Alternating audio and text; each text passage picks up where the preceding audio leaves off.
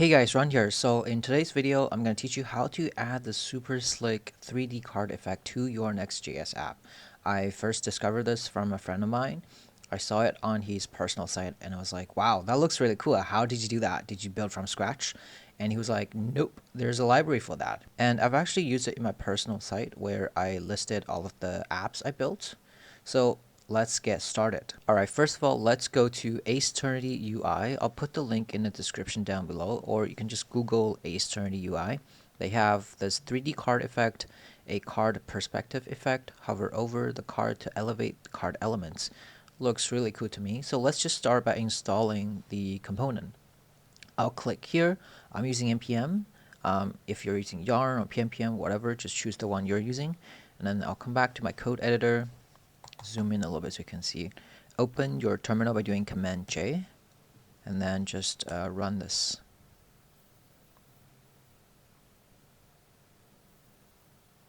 Okay, it's done. And let's take a look at the code they give us. Click on code here, and I'll just I'm using plain JS, so I'm going to copy this one. If you're using TypeScript, you can change that as well. So come back here. I'm going to create a, what was it called?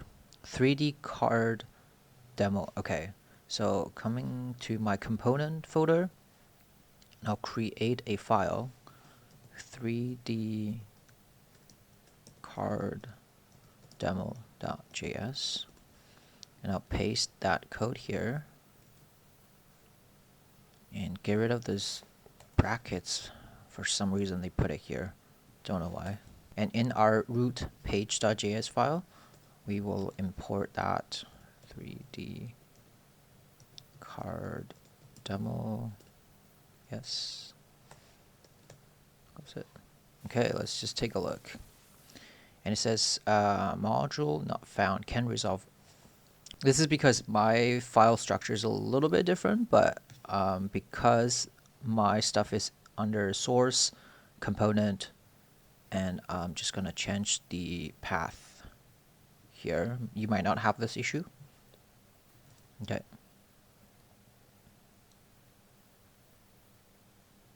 Check again. And we got an error. It says invalid source prop. Because in the demo, they are using an image from Unsplash.com, and we haven't whitelisted this domain. And actually, this might be a good opportunity to show you how to do that, how to whitelist a domain for your Next.js app, right? So let's come back in our code, and let me open that. Okay. Let's open, by the way, just do Command P. You can open this little box here. So next.config file. And in here, you might not see this because I have something set up already, but you just need to add this part. And then in the remote patterns array, I'm going to add another one here, protocol, HTTPS, and then hostname.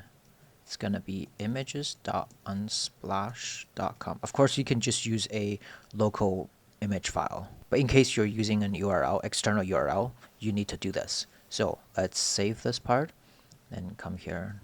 And it's refusing to connect. Let me check what's going on here. Just run again.